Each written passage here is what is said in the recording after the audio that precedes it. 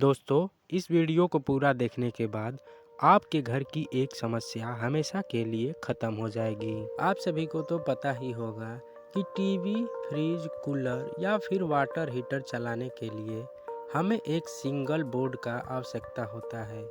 लेकिन कई बार क्या होता है कि इसकी कॉइल जल जाती है या फिर सॉकेट ही जल जाता है। तो इसका समाधान इस वीडियो में हम पूरी आपको देने वाले हैं।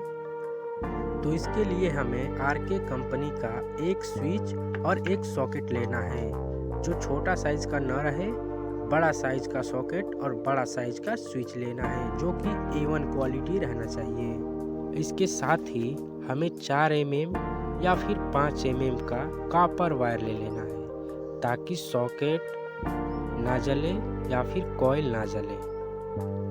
इलेक्ट्रिक बोर्ड में सबसे मेन कॉइल ही होता है।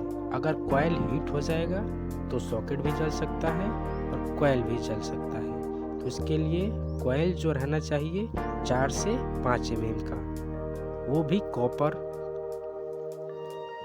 अब इस वायर का कनेक्शन सॉकेट और स्विच में कैसे करना है, थोड़ा ध्यान से देख लीजिएगा।